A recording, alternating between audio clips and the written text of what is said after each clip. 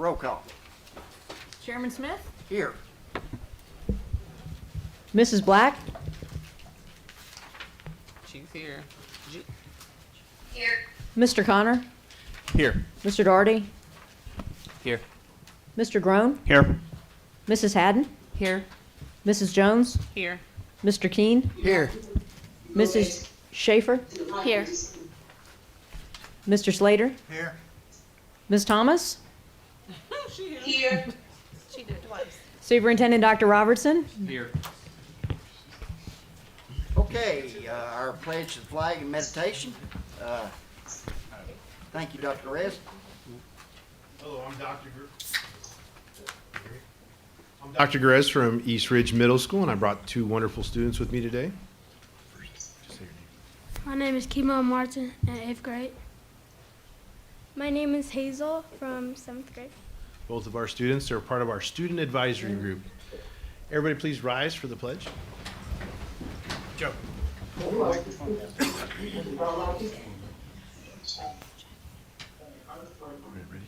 Ready? Jackie, mute your phone. Begin.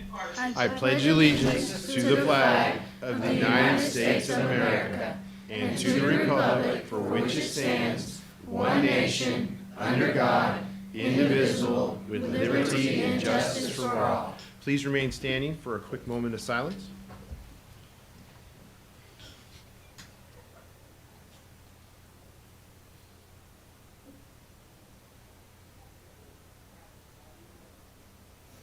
You may be seated.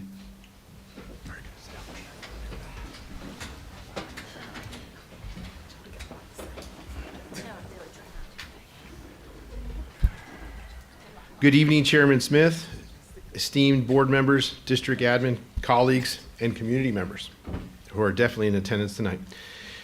Thank you for allowing us to open an opportunity to open today's board meeting. My name is Dr. Joe Garez. I stand before you as the proud and blessed to be the principal at East Ridge Middle School in our wonderful Missionary Ridge community. It is truly an honor to lead a school filled with dedicated educators, remarkable students, and a community that believes in the power of education. At East Ridge Middle School, we believe that education is more than just academics. It's about shaping lives. It's about ensuring that every student feels seen, valued, and empowered to reach their full potential. That belief is the core of our Hamilton County Schools commitments, where every student learns, every student belongs, every school is equipped, every employee valued, and every community is served. In our halls at our school, you'll hear a rich blend of language and culture. It makes our school one of the most diverse in Hamilton County. And I'm proud to say, and I have a lot of pride in saying, that our school, our diversity, is our superpower. Every day we see students from different backgrounds coming together, learning from one another, engaging in deep academic conversations, and pushing their thinking. We're not just preparing them for a test, we're preparing them for the real world. As we work together for the portrait of a graduate, we're not just focusing on grades, we're focusing on creating resilient learners, effective communicators, and solution-oriented future leaders who will one day step into our community ready to contribute, innovate, and inspire. Our teachers are embracing personalized learning, ensuring that each student's path to success is unique and meaningful. But success isn't found in a lesson plan, it's found from relationships that we build. Rita Pearson, a lifelong educator and advocate, once said, "Every child deserves a champion, an adult who will never give up on them, one who understands power of connection, that insists that they have that person in their life to be strong for them." This is what we strive to be for our students, because when we feel that our students know that they belong and that their voice matters, they're unstoppable. At East Ridge Middle, we've seen incredible strides academically, through student growth, and emotional support, because we focused on the whole child. From our teachers to our support staff, we are the champions for our students, guiding them through challenges, celebrating their victories, and always pushing them to aim higher. At East Ridge Middle School, we understand that it takes a village to raise a child, and we are proud to be part of that village. Parents, teachers, staff, community members all play a vital role in shaping the success of our students. When we are come together, we create an environment where all children thrive and experience a future without limits. Thank you for your continued support of our students, our teachers, our staff, and our just cause. Thank you.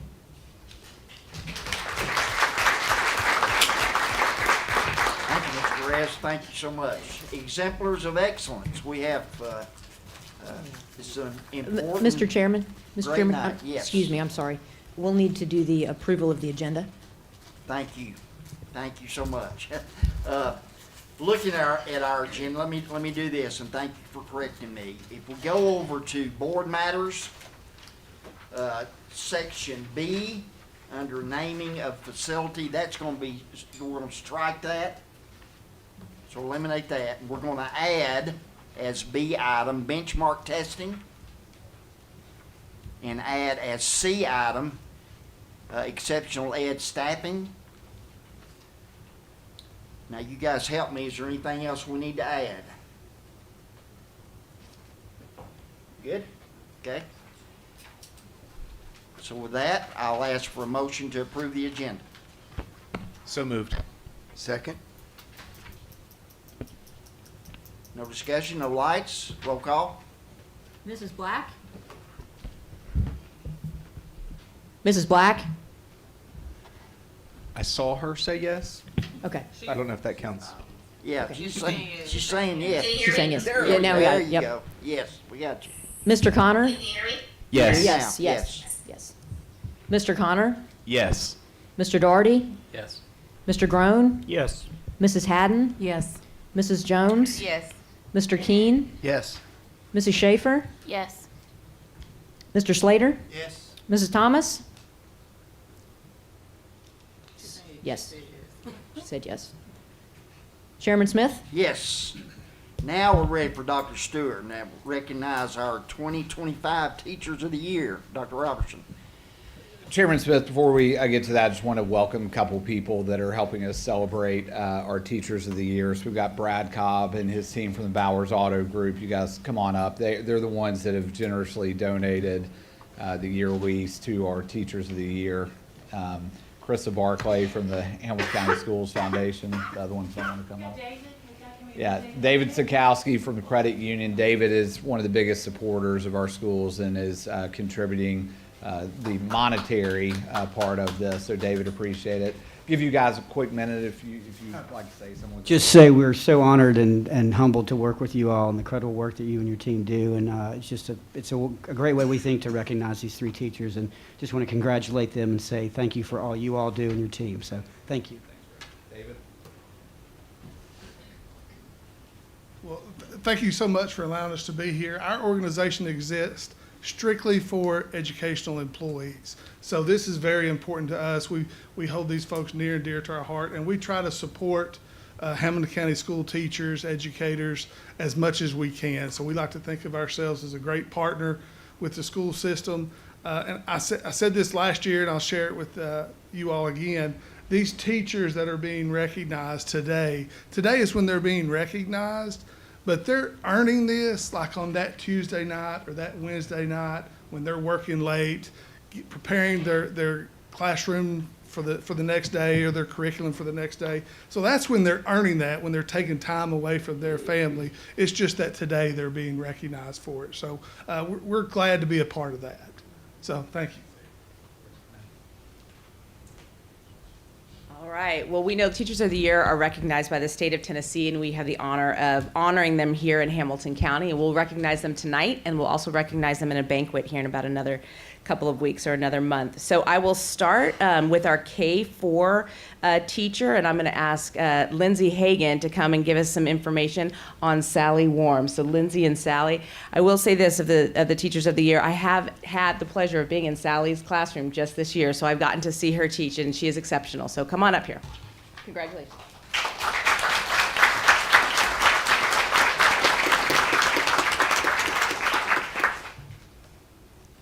Thank you so much for having us this evening. It is my privilege to stand before you tonight to celebrate an extraordinary educator, Miss Sally Warm, as she is recognized as the Hamilton County Schools Elementary Teacher of the Year.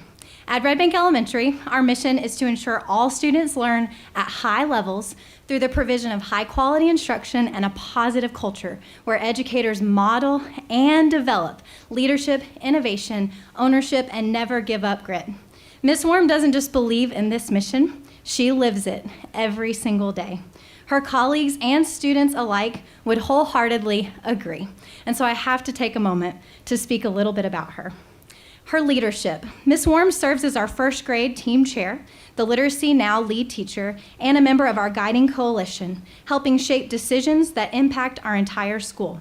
She leads with clarity and care, listening with empathy and humility. Even when she feels confident in her decisions, she seeks input from her colleagues because she knows that truly effective leadership is collective and it is built on trust and integrity. In her innovative ways, just her second year of teaching, Ms. Worm took on the challenge of expanding our pioneering Forest Kindergarten program into Forest First Grade. She embodies problem solving at its best, creatively weaving curriculum and student interest to meet standards in engaging and meaningful ways. Her students thrive in a learning environment where they build their most magnificent shelters, they experience Fire Fridays, and run their own class community with truly official elected officials and officers. She uses her power as a teacher to truly empower her students and gives them the opportunity to run food drives in the community, meet with elected officials, and advocate for what they truly believe in. It's not unusual for her to send students with me with announcements to spread awareness about a cause that they're very passionate about on the morning announcements. Ownership is our next tenet. Ms. Worm bravely owns her thoughts, actions, and words, and she is highly respected for her ability to acknowledge her own mistakes and continuously strive for growth. She refuses to rely on hope alone, because we say hope is not a strategy, although very motivating. She truly takes action. And she ensures that every single student receives the support and the challenges that they need to succeed. She leads by example, not only for her students, but for her colleagues, generously sharing all of her learning, ideas, and expertise. She truly has never give up grit. Last year, Ms. Worm was honored by her peers with the Super Glue staff superlative, a true testament to her unwavering dedication to bring people together. She has built a reputation for fostering collaboration and uniting diverse perspectives, all for the sake of student success. Now, I could say so much more, but what truly matters are the voices of her students, because they really know Ms. Worm best. So I spent some time asking her former students to share why they believe Ms. Worm earned Teacher of the Year, Student of the Year too, right? We're always learning. Lainey said, Ms. Worm is kind and generous. She made me own my choices, but she was patient and caring with me. She made me a better person. Ellie said, Ms. Worm helped me understand what being a leader really meant. She helped me be creative, adventurous, and helpful to nature, others, and myself. She was a role model for me, and she still is. Ryan said, Ms. Worm taught me endurance. I will always think about her when I want to give up, but keep going. Oliver said, I am thankful that Ms. Worm taught me self-awareness. Mason, or the Great Scott, said he loved that she gave him a nickname and got to use it freely. Piper said, Ms. Worm knows so much about birds and she shares her knowledge. I still use my bird knowledge today. Klaus says, Ms. Worm was so kind to me and she helped me learn how to be a nicer person. And Clarissa said, Ms. Worm made me feel so special. She showed all of the Lion tenets, and she still does. We are all better people because of her. Her optimism lifted us all up and helped us to never give up. Because of her, I learned to explore and be curious. She definitely deserves this award. We all love her so much. As a principal, I have the privilege of witnessing Ms. Worm's impact on our school and students daily. But I also had the unique opportunity to see her through the eyes of a student, my very own son, who was in first grade not too long ago. Through his experience, I got to see firsthand the warmth, passion, and dedication that she brings to her classroom each day. She challenges her students, she believes in them, and she helps them believe in themselves. Tonight, we celebrate you, Ms. Worm, for this well-deserved honor, and I could not be prouder to call you a member of our Lion family. On behalf of all of our students, staff, families, and district, thank you for leading like a lion. Congratulations.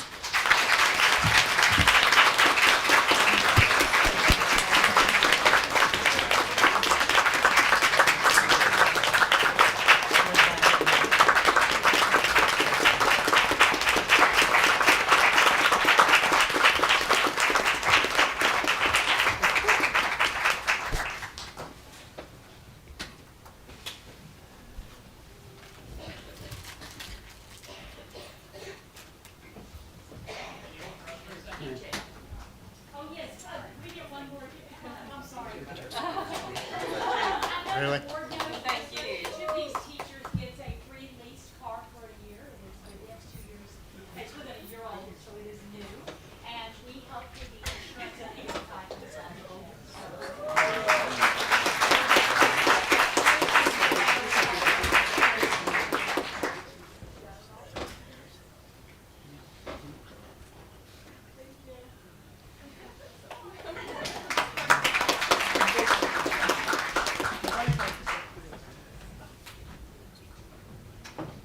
All right, representing 5th through 8th grade, we have Jamie Petty, who will be introduced by his principal, Dr. Jamili Johns.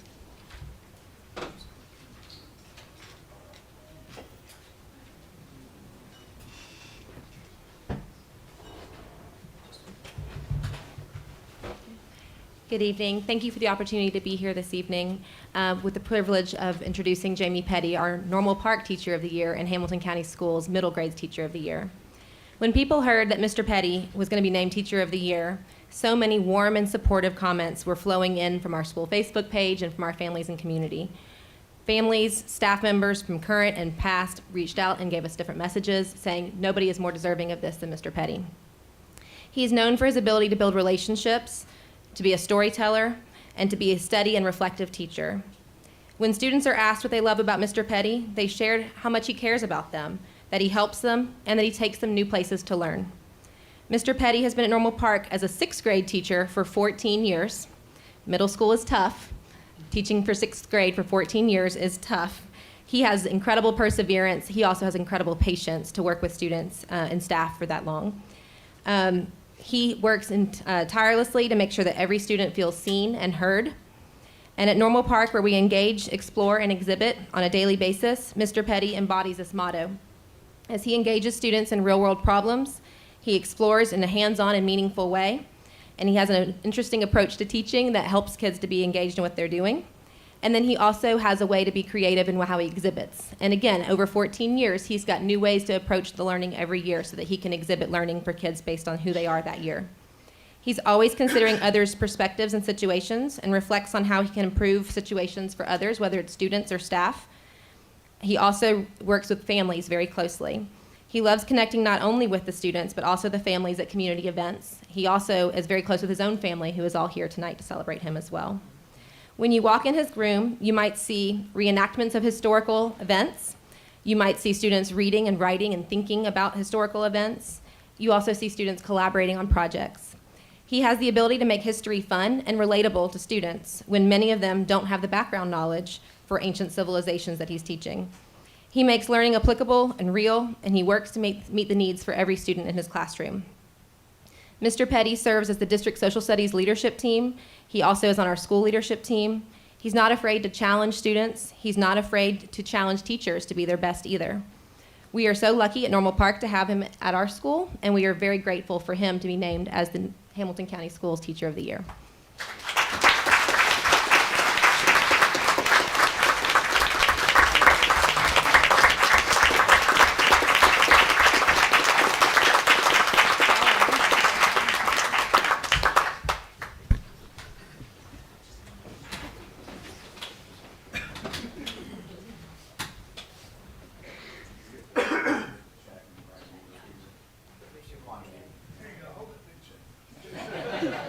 Here's the part that you really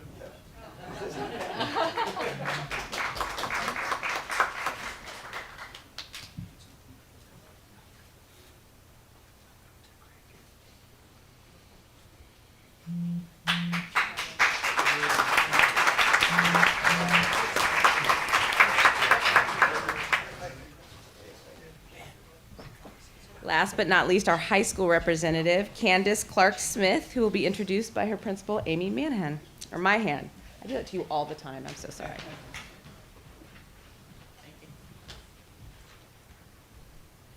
Good evening. It is my privilege to introduce you and thank you for letting us spend a few minutes to talk about this wonderful teacher right here. For the past 8 years, Ms. Clark-Smith has been more than a career in technical education welding instructor. She has been a mentor, a guide, and a driving force for the future of her students, our school, and our welding community. Ms. Clark Smith's journey is a testament to the very path she encourages her students to pursue. As a proud graduate of Sequoia High School, I won't say what year, she discovered her passion for welding in our halls. And after graduation, she joined the local union where she honed her craft and became a journeyman welder. She's still a journeyman welder. Her firsthand experience in the industry gives her a unique perspective and a deep understanding of the opportunities welding offers. I was impressed by Ms. Clark Smith when she interviewed for the position, not just because she's a female in a male-dominated industry or because of her knowledge, extensive knowledge of welding, but because of her desire to impact students and her community was evident then, just as it is today. With her guidance and leadership, students have progressed from learning basic welding skills to fabricating impressive projects and earning dual enrollment college credits. She has hosted an American Welding Society competitions each year for our region, where students from across the area have had a chance to earn industry certifications, interact with welding professionals, and take steps toward meaningful careers. Ms. Clark's passion extends beyond the welding booth. She cares deeply about her students and the future of the trade. She sees a growing need for skilled workers with a national shortage of 300,000 and counting in welding. She sees it not as a challenge, but as an opportunity for her students to step into vital roles in the workforce. As Benjamin Franklin once said, "He that hath a trade hath an estate, and he that hath a calling hath an office of profit and honor." Ms. Clark Smith embodies this philosophy, equipping her students not just with technical skills, but with the confidence and ambition to build better futures for themselves and our community. The true measure of her impact is evident in the success of her students and what they achieve beyond her classroom. Please join me in celebrating this remarkable teacher and her contributions.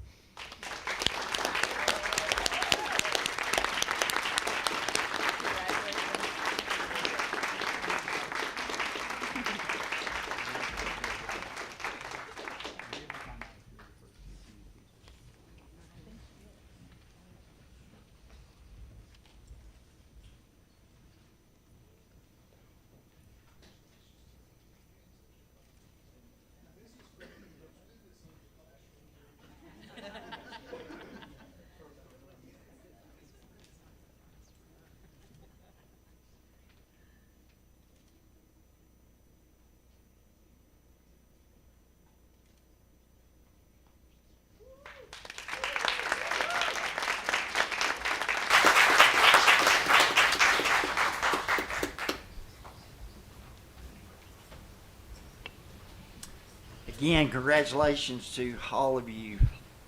Chair, may I? Go ahead. Go ahead. I just want to say thank you.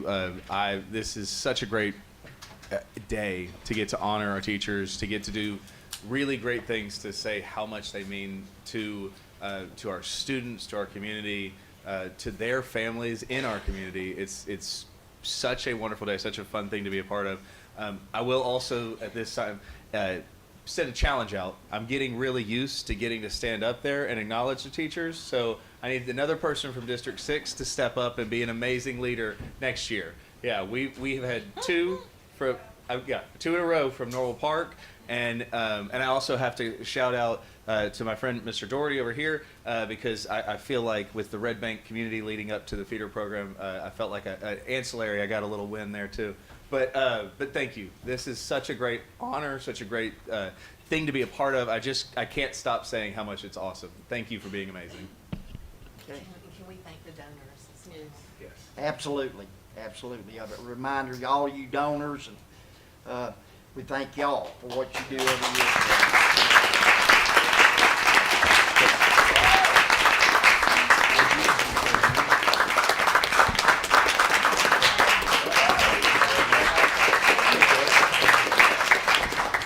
And I think did Miss Barclay, is she still back there? I think she might have slipped out. Maybe Thank get her, her cars ready. too. Do you have the list? Can you read off the names of everybody? Because we did that out there. I'd love to have it on the record. You're talking about the donors. Yeah, David Sikowski, and then Brad Cobb with Bowers Automotive Group, and Krista Barclay with Hamilton County Schools Foundation. Just want to make sure we said it. Yeah. There she is. Sorry, what did you say? I apologize. We're just saying thank you. We're just thanking you. Okay, thank you. So it takes us down to our disclaimer. I don't know that maybe one of us it applies to. We'll start at the very Just end. come on down here. It's just me. It's just me. Okay. I declare that I have a family member who works for the school system and that the board's vote on budget policies, et cetera, may have an effect on my relative's employment. Even so, I hereby certify that I will cast my vote in the best interest of the school system. Okay. And you're the lone soldier now, right? I'm okay with that. Okay. I'm my only child, you know, that works out well. All right, entertain a motion to approve the consent agenda. So moved. Second. Okay, no lights. Roll call? Mrs. Black? Yes. Is that a yes? Yeah, Jackie had me use two devices. Okay. Mr. Connor? Yes, might be a good time to mention that Ms. Bleck is a little under the weather. Mr. Darty? Yes. Mr. Groan? Yes. Mrs. Haddon? Yes. Mrs. Jones? Yes. Mr. Keene? Yes. Mrs. Schaefer? Yes. Mr. Slater? Yes. Mrs. Thomas? Yes. Chairman Smith? Yes. Okay, takes us down to administrative business matters. Interlocal agreement with City of Chattanooga for the end of school age homeless initiative. So I'll entertain a motion to approve. I'd like to ask a question on that one. Okay, go ahead, Mr. Go ahead, Mr. Darby. Wait, I'll make that motion to approve, and then we'll take a second and then discussion. Second. Okay, go ahead. Question for Dr. Stewart. This agreement down here that is on administrative business matters that the chair just alluded to. I looked through it. I didn't see where the funding was coming from. Yeah, it's being funded through our Title I set aside, and there's an obligation to commit funds towards homelessness efforts. So we have $250,000 in our Title I. It's a $15 million budget, so $250,000 is allocated here. $150,000 of it is going towards this initiative. Got it. Thank you. Yep. And it has to be spent there. It can't. It has to be spent on homelessness. Right. Just The language it says a reasonable amount is how Title I reads. This is 1.6% of the title budget. We have 3.3% of our students are homeless. what is that number? You gave me that number earlier. Almost 1,200. Yeah. It's over 1,100. I Over 1,100. had it in front of me earlier, like 1178, 1174, I think, 74. something like that. Okay. Now- Mr. Grom, go ahead.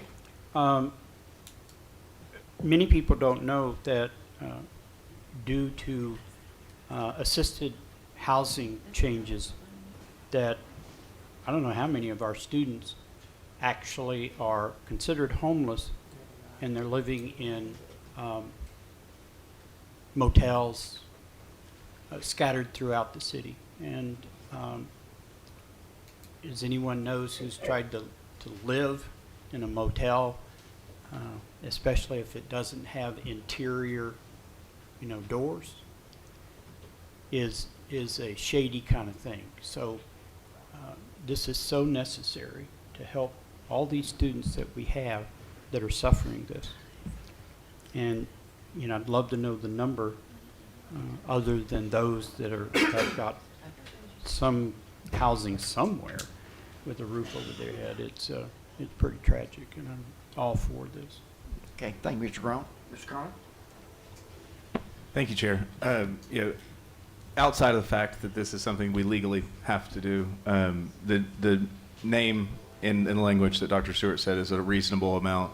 I'm absolutely going to be supporting this and voting for it because it's the right thing to do. It's the legal thing to do. But I would challenge us to get to the point where we're using a percentage that's equal to the amount of students we're serving. We're putting in 1%, and we have 3% of our students that are homeless. So I challenge us to do better next time, but I'm definitely going to support what we're doing now. Okay. Ms. Haddon? I didn't think about this earlier, but do you know what ways that the city might use Yep. Thank you for asking that. So this initiative actually came out of the Children's Cabinet, which you guys are all familiar with. So both mayors are on that cabinet. Dr. Roberts and I are on that cabinet, and people from all sorts of sectors, including housing. And so one of the things we've been tackling all year is chronic absenteeism, and we've been tracking our homelessness population. So this initiative is actually in collaboration with the City of Chattanooga, the county, as well as the Homeless Coalition. It was really birthed from there are vouchers that were made available through the state of Tennessee that would prioritize students. We could prioritize the students in Hamilton County to receive those vouchers earlier. That particular program has been put on pause, but we have people now working to figure out how to utilize the resources we do have to get housing. I mean, this is housing that will decrease chronic absenteeism, but it's those 4 entities that are working together. Okay, thank you. Ms. Sheffer? Have we explored other ways that we can contribute to the homelessness besides this initiative? We are yes. I mean, we have 3.5 people on staff that are working with homelessness all the time, working with transportation, getting kids housing, or pushing vouchers towards kids, helping families on lists and move into housing. So we're constantly moving and working. To what Mr. Groen said, the population is increasing, and so there's just more of a need. And I think that the Children's Cabinet, as they're looking at chronic absenteeism and the effects on the community, really wanted to collaborate together. And I think that's what's exciting about this, is that we're not doing it alone. The community is coming together and saying, what initiatives can we take? What can we do to support our kids this way? And this is directly moving them into housing. Okay. Ms. Jones?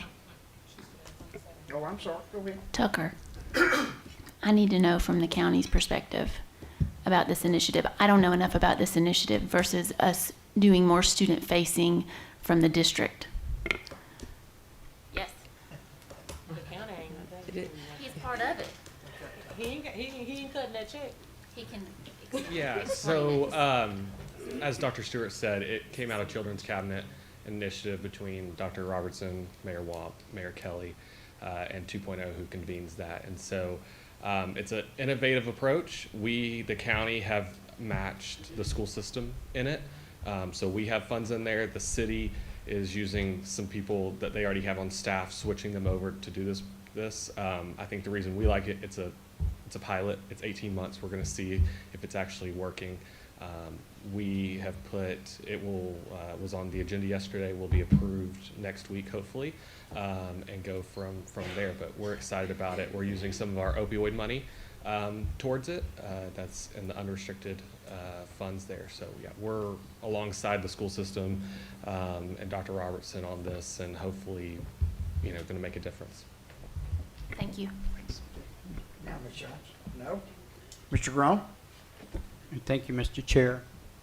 I want to emphasize that the county has been short on housing since the day Volkswagen announced they were going to move here.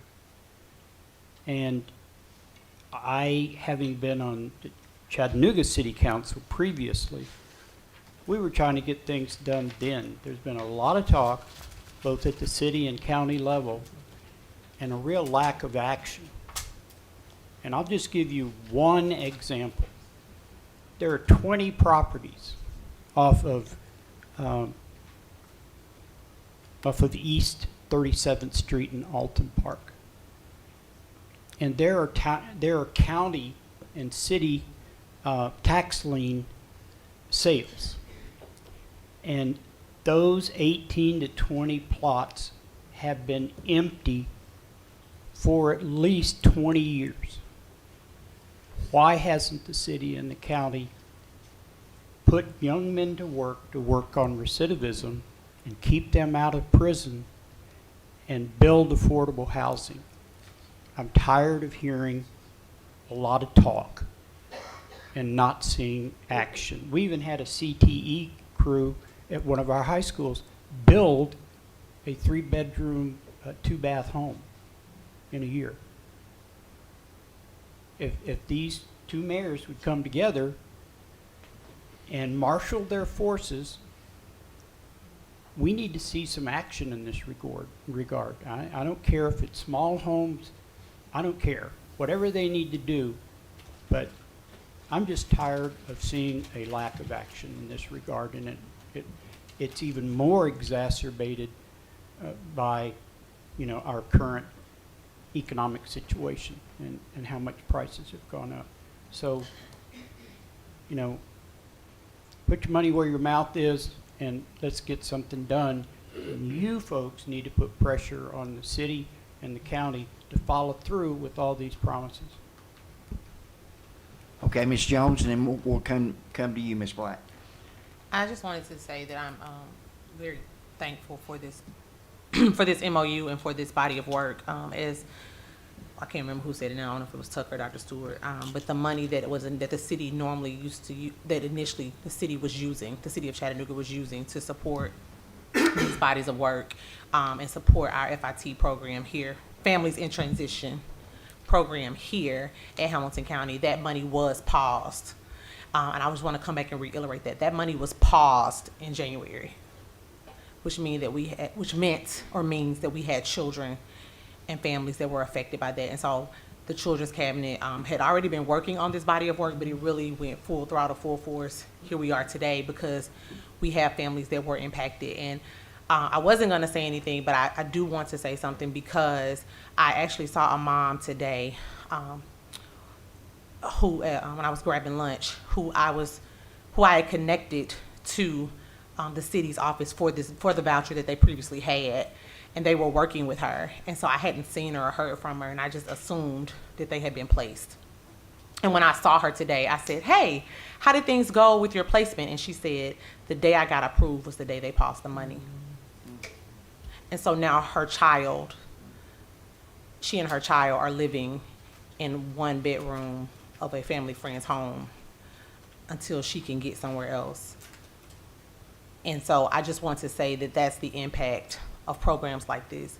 So I know, my peer is like, well, what does this do? But that is what that does, because I just knew that this lady and her child had gotten somewhere for housing.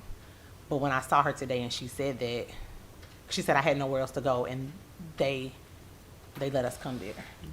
And it was it was a lot. And so that really just weighed on me. And so for this, like, I really want to be like, go back now, like, go back, because there might be some money there. But I just want to share that because this is real for a lot of people, for 1,100 plus students and their families. This is real. This is real. And I just want to share that because I know sometimes we try to figure out other ways, but we're already doing a lot. The county was already doing, the district was doing a lot, the city was doing a lot, and the housing, other agency was doing a lot. But this is real, and this is going to become, I hate to say it, probably going to become more real in a lot of aspects. So I'm in support of this kind of work. Thank you, Ms. Jones. No more lights. Roll call. Mrs. Black? Yes. Yeah, I missed her. Mr. Connor? Yes. Stepped out? Yes. He said he was going to vote for it. We'll come back to him. Mr. Daugherty? Yes. Mr. Groan? Yes. Mrs. Haddon? Yes. Mrs. Jones? Yes. Mr. Keene? Yes. Mrs. Schaefer? Yes. Mr. Slater? Yes. Mrs. Thomas? Yes. Chairman Smith? Yes. Mr. Connor? Yes. Thank you. Okay, takes us down to Constructions Manager, Risk Memorandum, or CMAR. Motion to approve. Motion to approve. Second. Larry can have it. No lights. Roll call. Mrs. Black? Yes. Mr. Daugherty? Yes. Mr. Groan? Yes. Mrs. Haddon? Yes. Mrs. Jones? Yes. Mr. Keene? Yes. Mrs. Schaefer? Yes. Mr. Slater? Yes. Mrs. Thomas? Yes. Mr. Connor? Yes. Chairman Smith? Yes. Do you have a question? Did Dr. Sharp just leave?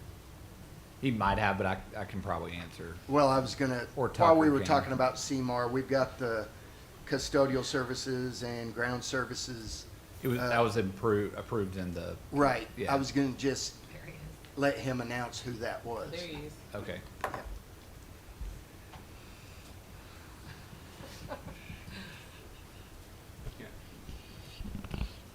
Thank you, Mr. Keene. And thank you, Board, for approving our custodial and ground services agreement for the next 4 years.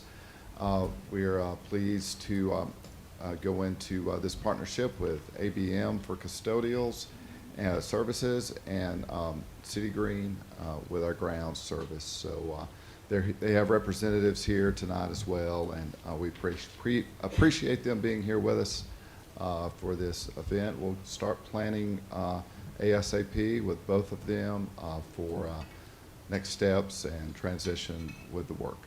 Thank you. Thank you. Okay, one-time request for community schoolyard at Eastside Elementary. Motion to approve? Approve. Second? No lights? Roll call? Mrs. Black? Yes. Mr. Connor? Yes. Mr. Doherty? Yes. Mr. Groan? Yes. Mrs. Haddon? Yes. Mrs. Jones? Yes. Mr. Keene? Yes. Mrs. Schaefer? Yes. Mr. Slater? Yes. Mrs. Thomas? Yes. Chairman Smith? Yes. Okay, it takes us down to policies on second and final read.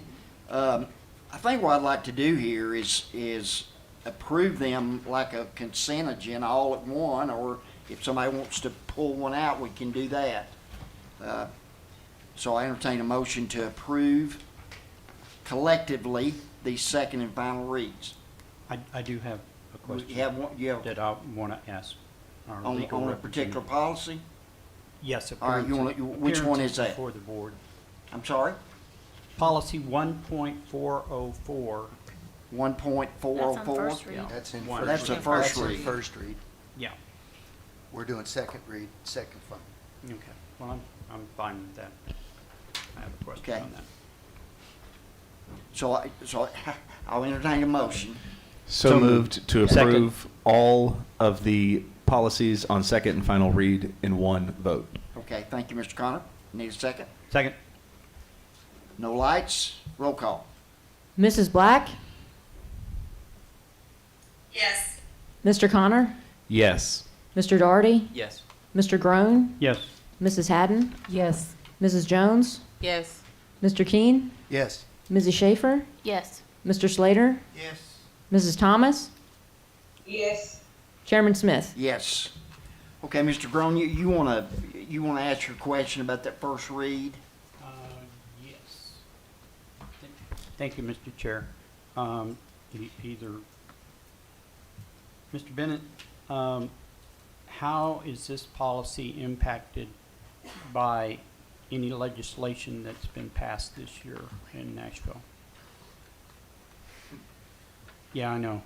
I'm gonna have to say, I off the top of my head, where are you going, Mr. Groom?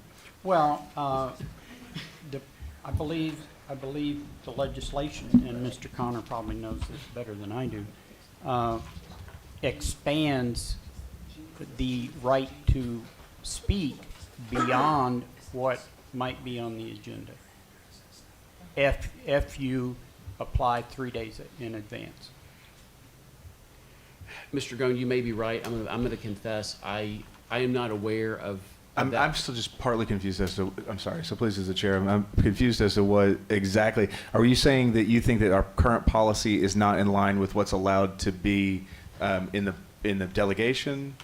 Or are you asking if? No, based upon the legislation that, and I don't even know if it's passed yet, but I know it's moved out of committee and maybe over to the Senate, and maybe even passed, but it expands the right to speak beyond what might be on city council, county commission, or school board in regards to, you can speak on items beyond the agenda.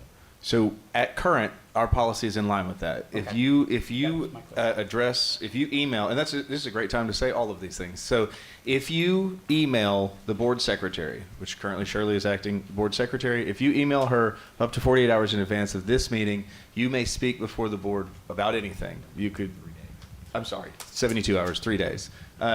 You can speak to the board about anything. You could tell them how pretty your cockatoo is, but and that's at your leisure. If you come and sign up, you do have to pick something from the agenda, and then I'll take this time to echo what Vice Chair said.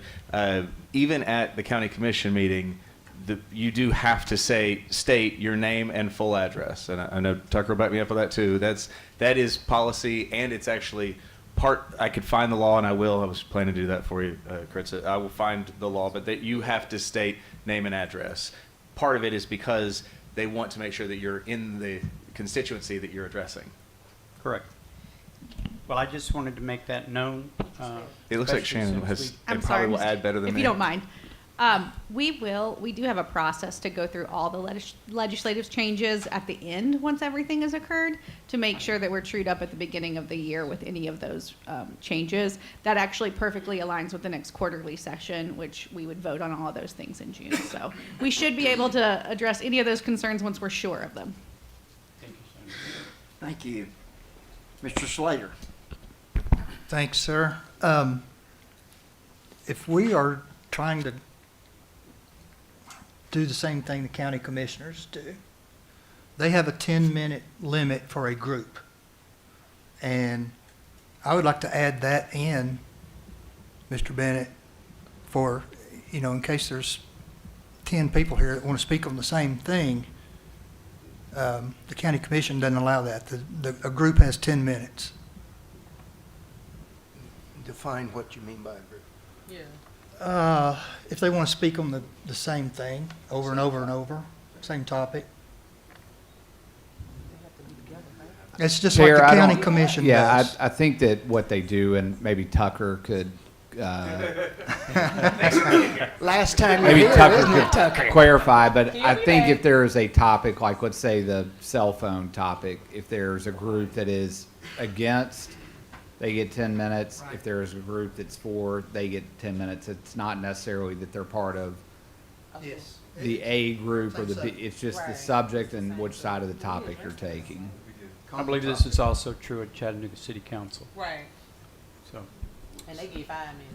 So please, as the chair, we do, Larry, oh, I'm sorry. Joe, did you recognize me? Go Okay. ahead. We do have that in our policy. If there are multiple people that are speaking on the same, we do ask that they select a delegate.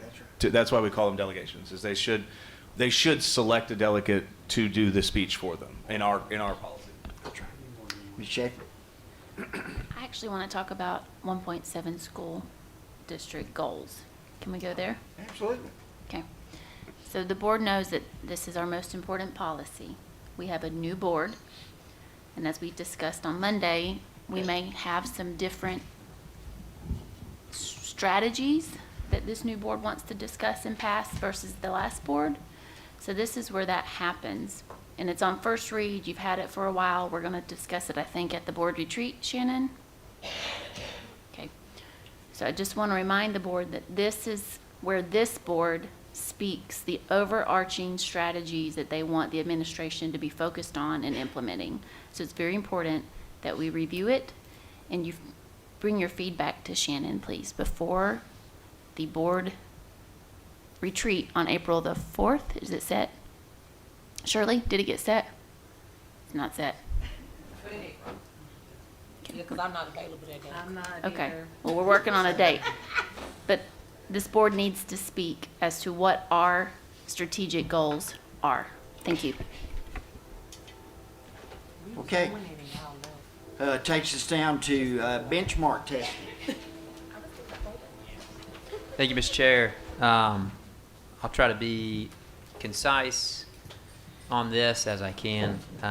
Everybody on this board, I would imagine, has had some interaction, whether it's from a teacher or a parent, around their concern with the level of testing that we do in Hamilton County.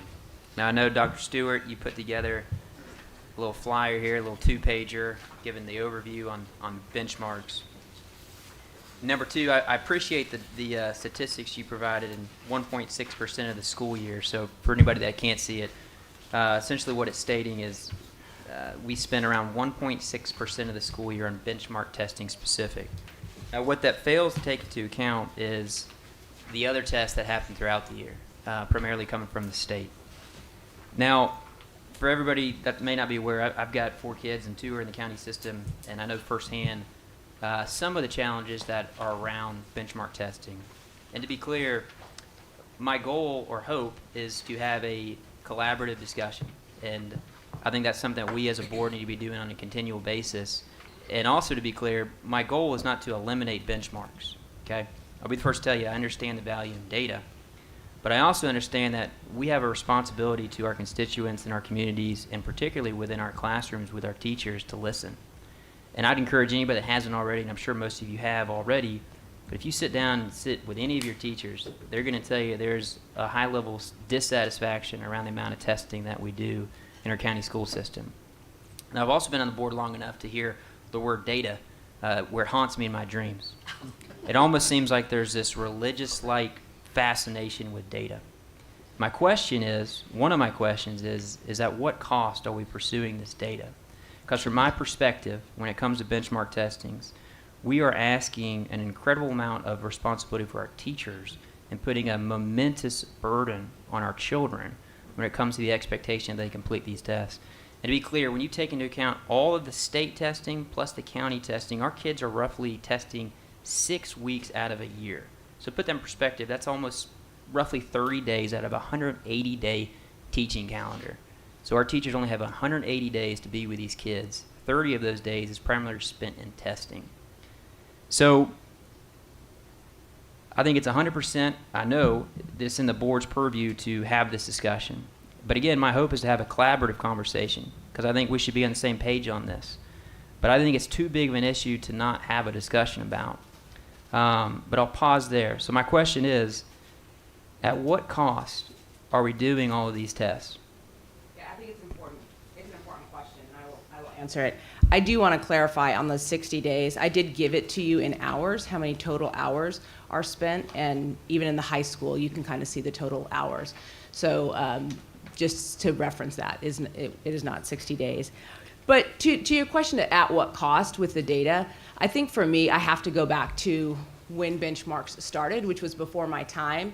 But benchmarks came into Hamilton County in 2016 at a time when the district achievement-wise was really flat and year over year was a level 1 district. And the administration that came in, they said there's 2 primary things that they did to move learning. The first thing they did was do standards-aligned instruction. What they found when they got here was that there was a lot of variance classroom to classroom.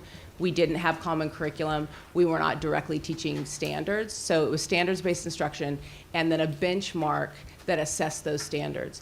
And what you would see looking at our achievement year over year is that we have seen growth in both just TVAS growth and achievement growth. So I start there to say there's something really valuable about assessing kids against the standards so that we can adjust our instruction around it.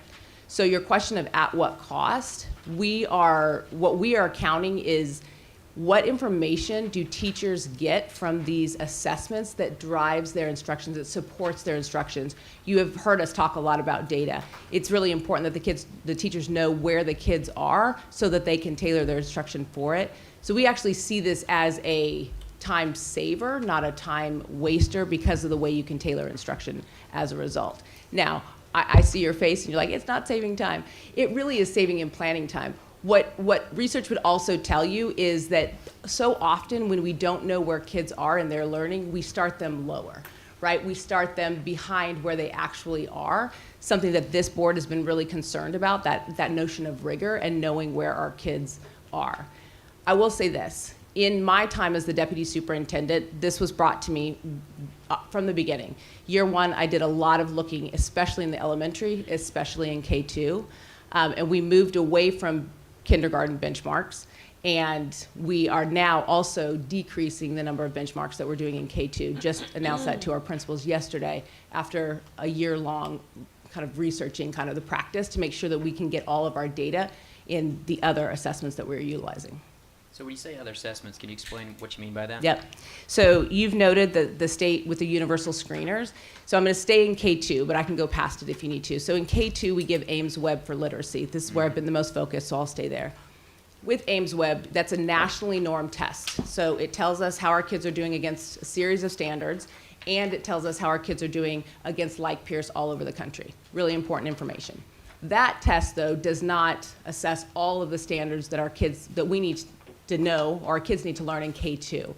So the second assessment that we're doing in K2 is a microphase assessment, which comes through the curriculum, and it lets us know where they are in their learning to read journey, is the best way I can say it. And so that is assessed that's a test assessed 3 times, and that is used to determine how they learn in their skills rotation at the teacher table and out in the room. And so those are the tests that are used in K2. And we are eliminating the third case benchmark because what we found was that there was a redundancy there. Yeah, thank you, Deputy Superintendent. So, Felice, I see your time, and I'll yield my time after this. There's a study from Lepore and Pianta from 2000. Essentially, they were looking at the overall efficacy of standardized testing and assessments in kids, and they came to the conclusion, this is unquote, young children are developmentally unreliable test takers. They have a restricted ability to comprehend such assessment cues as verbal instructions, oral stimuli, and situational cues or written instructions. Again, my intent is to have a discussion on this. And there's no mystery that this is something that is a frustration, not just with teachers, but with parents. And I'll yield my time after this, but I want to read a letter. I had a 4th grade kid write me a handwritten letter.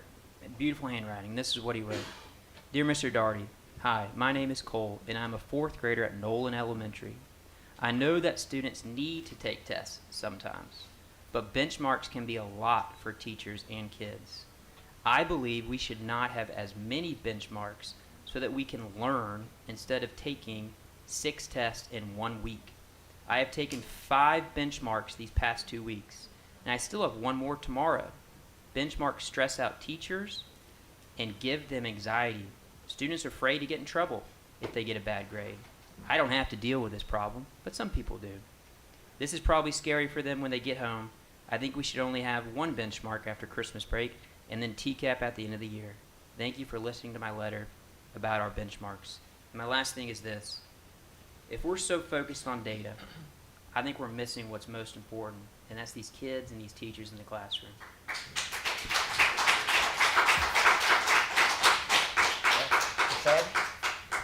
Okay, and I really agree, for the younger kids, but I'll just say from a former high school teacher's perspective, it has, the added tests have become really time consuming and seems like it becomes almost a full-time job for some of the people who administer the tests. And so maybe reduce the number of tests, but I know as a teacher too, when we have the benchmark tests, we're just really reorganizing, going to different classes, going to different settings, and trying to go by the formal testing environments. And that alone really takes time and planning and organization to make it a formal testing environment. And I think that we could do something just more informal, but have a test and maybe some of the same data. I know the problem is that you wouldn't be able to collect it the same way, the data the same way as you do through the benchmarks. But teachers would still have data, that we do through testing, and maybe if the system that wants to even give the teachers the certain tests you'd like to use and let them just administer it in their classrooms and without the jumping through the hoops that a benchmark requires. Thank you. Mr. King? Yeah. So I shared my opinion with you this morning. I'm going to bring it up. I was an administrator at a high school before benchmarks started. I was administrator at a high school when benchmarks started. So I had input from teachers, from both. I had administrated the benchmarks when I was principal at a school that shared students between two other schools. In all these situations, there were never positive opinions of the benchmarks, and especially when we started sharing students, because not only were we required to give the benchmarks to the ones that, so we carried English and science along with the CTE classes. So then we provided the benchmarks for that. But then it came days that we had to change our schedule and not receive students from the schools that we were serving, and those schedules never matched. So certain days we didn't have Central High School students. Certain days we didn't have Ottawa High School students. But those days didn't coincide. The planning wasn't done together. So at times it would take 7, 8 days that we wouldn't have either this group or this group. So then our teachers could not teach what they were supposed to be doing because they were having to teach this group and then the same thing 4 days later teaching this group. It took away from a lot of class time. And I'll be honest, that's been the constant every year. I shared this every year since I've been on the board. I've had calls from teachers during benchmark time. So it really is something, and I don't mean to step on your toes, Dr. Robertson. I know you truly believe in this, and I know you've said that the data shows since we've had the benchmarks, we've gained 10%, but we've only done one way. We've only done it with 3 benchmarks. We have never tried anything else. And my suggestion was to you this morning to go to one benchmark at the end of the semester, which would then still allow teachers to regain any lost teaching they could in the second semester. And I truly believe that there would be more teaching available, and that would make up possibly any loss of instruction that we had by benchmark 3. You're giving them more class time to recover that first semester, and it would show in the test scores. Yeah. And students and teachers would be so much happier. I appreciate the comments, and we did talk earlier. I think what I want this board to certainly hear from me is, A, I'm listening to you, B, I've been listening to teachers and administrators, and us spending time having these conversations is really important. In the time that I've been sitting in the seat, benchmarking has decreased. I'm having ongoing conversations about how many times do we need to benchmark? Do we need to benchmark these content areas in the ways that we're doing them? And does the duration of the test need to be what it is? I don't take lightly making these decisions, and because I was not here in 2018, I'm incredibly aware of what a lift that second order change was for this county, but I'm also incredibly aware of how important it became in the learning of our kids. And so I hear what you're saying and I hear your concerns. I certainly disagree with the notion that I care about data more than people. That is not true. I care very much about our children and our teachers. But I hear you, and you're asking me, asking us, continue to review the dosage, continue to review the appropriateness of different grade levels. And I would say, I hear you, and in some ways I would say I've been responsive. And I really appreciate that. The other thing that, and I should have brought this up, the other thing that has to be included within this is that we're testing not just for benchmarks. We have to test because of the state guidelines. We have universal screeners that we have to do. We have reading programs that require students to be tested to find out what they're gaining, and now with third grade reading law, that's hugely important. We've got, as we get older, ACTs, PSATs. We just test too much. I just have to say that. So. To the point that you're making, I'm looking at redundancy, so I think you're 100% right. Where we have data redundancy, that's where I'm looking for reduction. That's what I'm doing exactly in K2. where we see redundancy, let's not do that. And there has been some redundancy there, and we're looking at, are there other places for redundancy? The universal screener has changed last year, so that's an assessment that, or an analysis that we're doing. But I 100% hear you. Okay, let me go to Ms. Black, and then I'll get back in queue here. Ms. Black, can you hear me? You're up there. Go ahead. I have a bit of an unstable connection, but I'm going to ask the question. Would the shorter and less stressful, quick, I-ready assessments help us monitor the ELA and math and progress in the younger students in younger grades, give us the same picture as to where the students are, and give us similar data so that the teachers get the data that they need and make sure that the kids aren't falling behind, but it's a less stressful assessment? Yeah, so the answer is no, it doesn't give us all the same information. But we have been looking at the redundancies in K2, which is why we were able to eliminate a benchmark. But iReady, it's not, we're in Ames Web this year. Ames Web does not give us everything we need against the standards in really K8. Neither does MAP. But there have been places with our benchmark that we are seeing redundancies with these new assessments. This is only our second year with MAP and with Ames Web. So we are looking at those places to see, are we getting this data, and what could we do to decrease what's coming through the benchmarks if there's a redundancy. Okay. Mr. Slater. Thanks, Joe. I agree with Ben about the data. I mean, it's just becoming ridiculous. Every single teacher that I've talked to, every single one of them say this is too much testing. Not one teacher has told me that this is great. Not one. In addition to the benchmarks, we have the MAP testing and the TCAPs. Well, there's 3 MAP tests in addition to 3 benchmark tests, and then the TCAPs. It's just way too much. Teachers were taught to teach, not to be test givers. That's all I got. Mr. Connor? Thank you, Chair. I won't beat up you too much other than saying that I echo what I said earlier. I think we have a perception problem. If this is truly something that's doing good for us, we're not seeing it, and excuse me.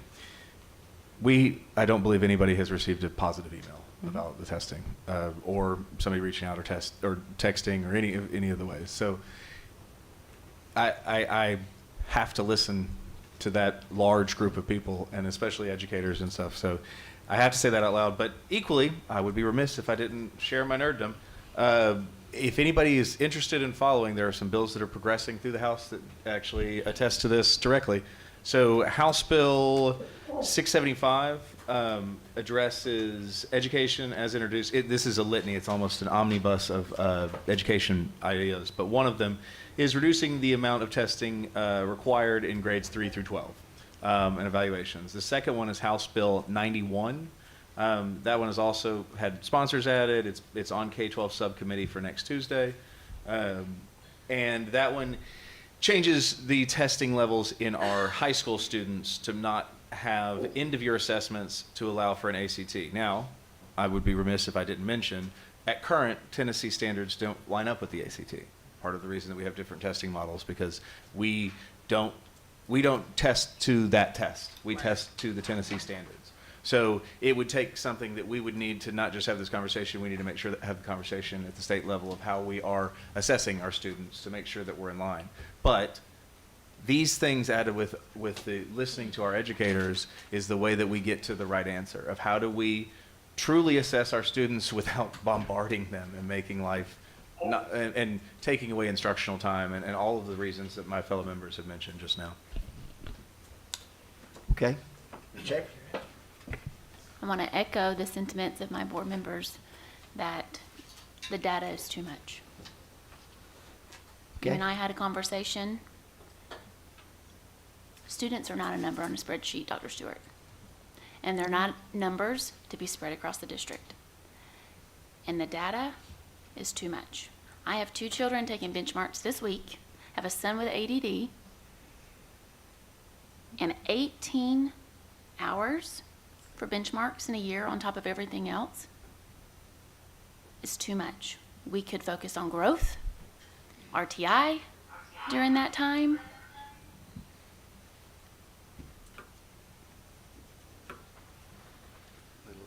I agree.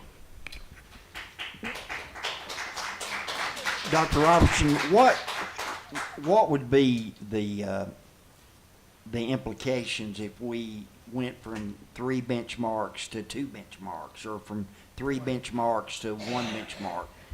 Speak to that a little bit. I mean, it's hard to tell, right?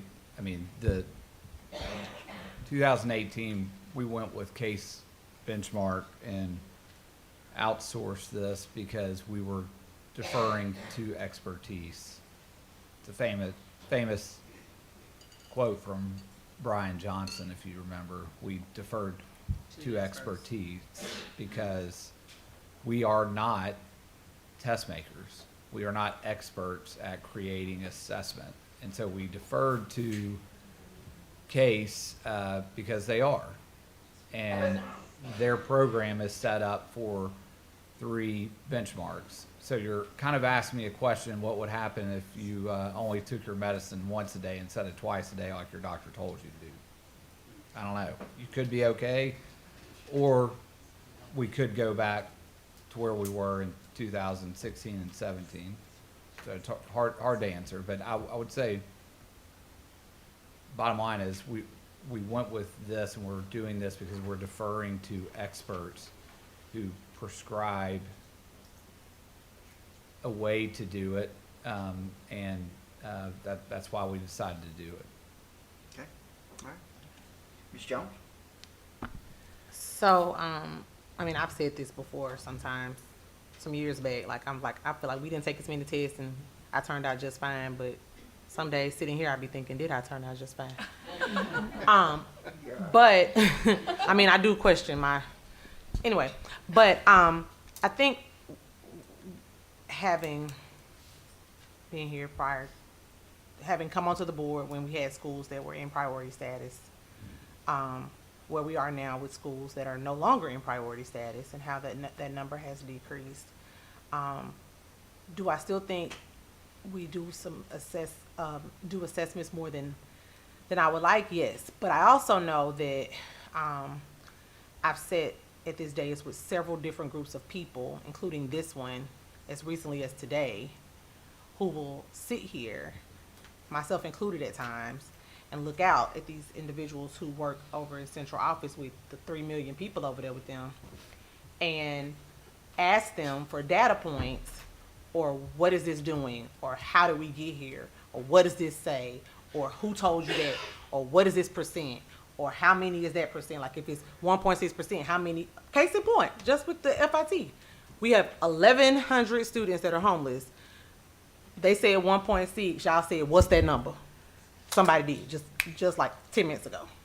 And so and I'm using that as an example, but I know we do it with reading, we do it with numeracy, literacy, attendance, absenteeism, all those things. And so while I do feel like there is assessing sometimes more than I would like, I also know that I'm held accountable to the community, and they're going to ask me things, and I'm not going to know unless they have a number for me.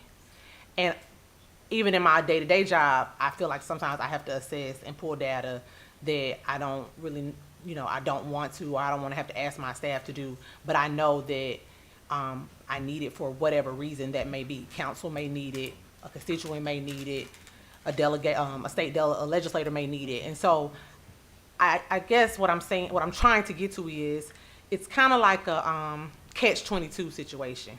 Anybody ever read the book Catch-22?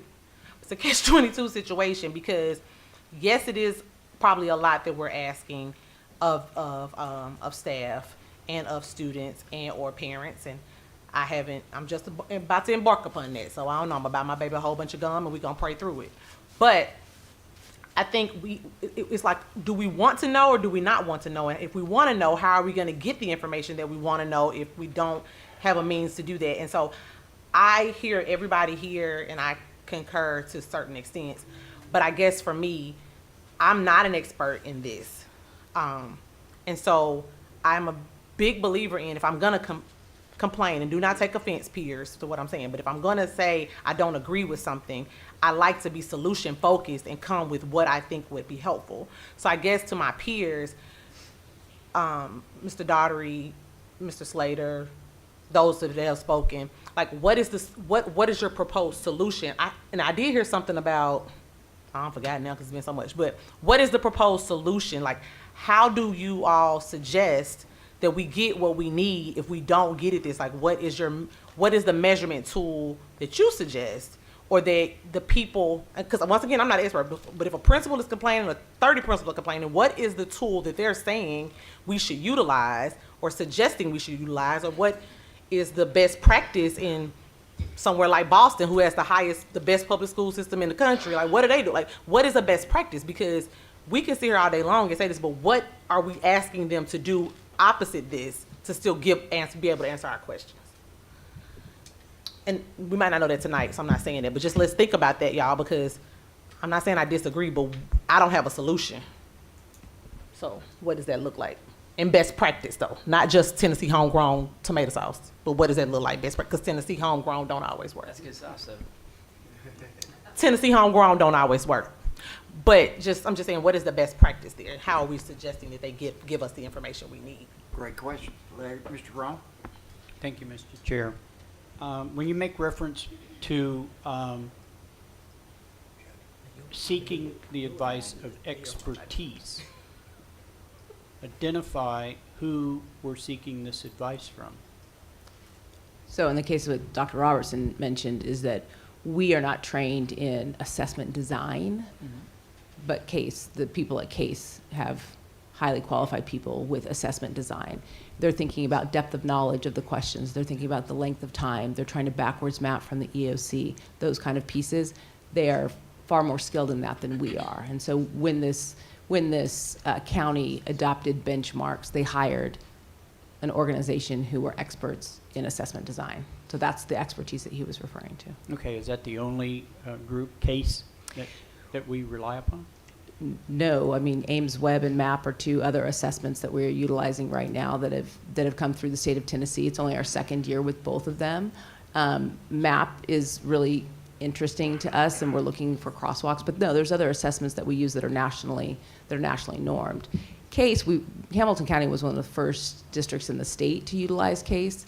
And what happened was we started growing really quickly and achieving very quickly that now, I don't know the number, Shannon might number, but more than half of the districts in the state now use CASE because of our early success. Do we include institutes of higher learning, say School of Education programs and their testing and assessment offices? To assess whether or not CASE benchmarks are high quality? Is that what you're asking? Yeah. I don't know who CASE utilizes to assess their assessments.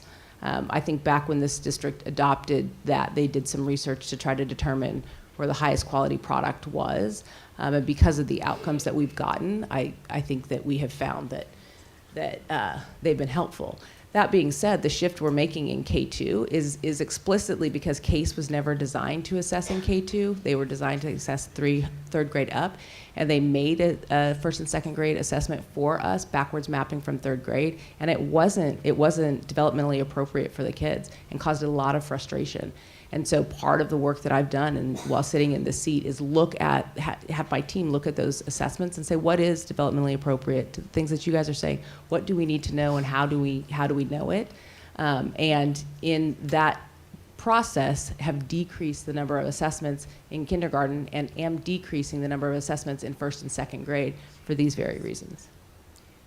Well, I have to agree with some of what's said because I volunteered to teach chess in schools, and there is as Mr. Daugherty referred to, there's a brain development issue that happens to kids around the third grade, and they go from concrete thinking to abstract thinking, and unless you're gifted, usually trying to instruct children lower than third grade in chess doesn't work.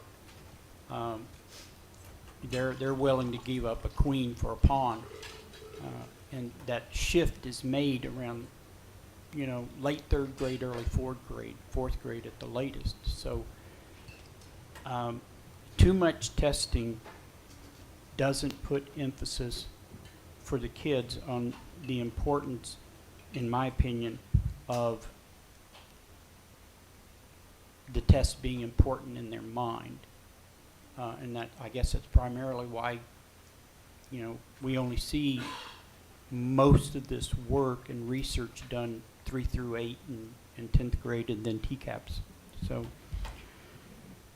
well, we continue to want you, I think the board continues to want you to work on this, and I've got a smirk smile from the superintendent, so come on. I'm gonna send y'all a little slide from 2016, 17, 18, and 18, 19 that I just was going down memory lane and made me smile. Are you making reference to that first report that came out in 2015 from the state? That was 2015.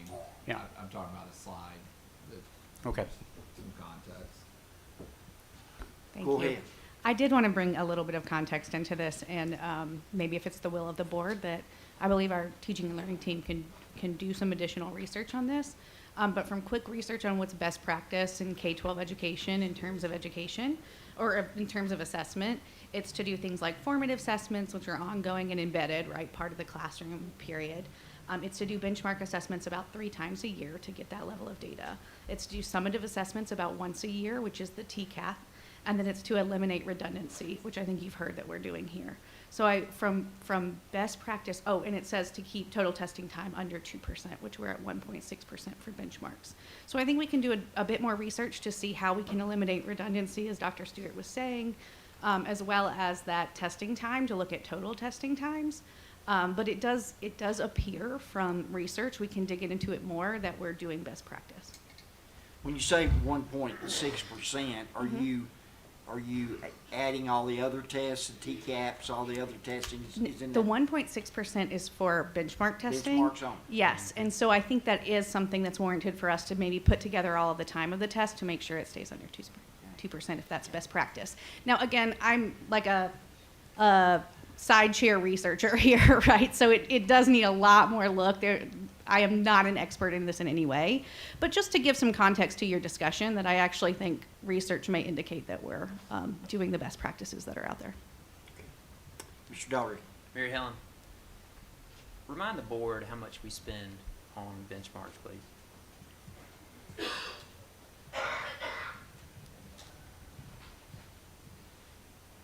I think this year our budgeted amount with the software, which I know it does other stuff than benchmarks, but it's wrapped in that plus printing, it's about $788,000. $788,000. And to be fair, Mastery Connect's part of that, which I know teachers use. Is that a 1-year contract or is that a multi-year contract with Case?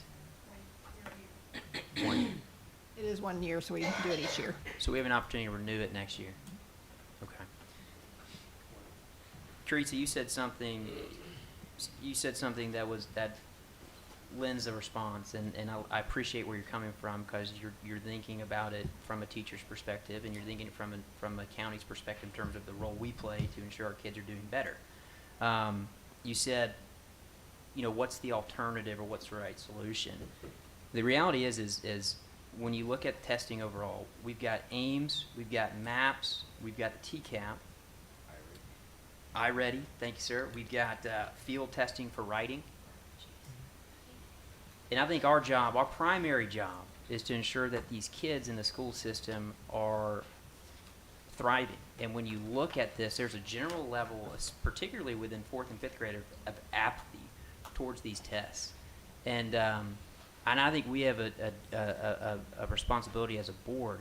So I'd like to make the motion now to minimize benchmark testing for next year, knowing that our contract has an opportunity to be renewed next year with Case, reduce some of that cost of the $788,000, and look to explore minimizing benchmark 1 time a year in the middle of the year, and I'd like to make that motion. I'll second. Okay.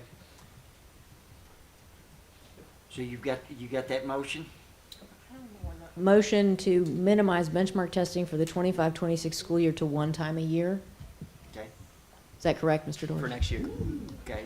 Mr. Bennett, this, you need to weigh in on this. Sure.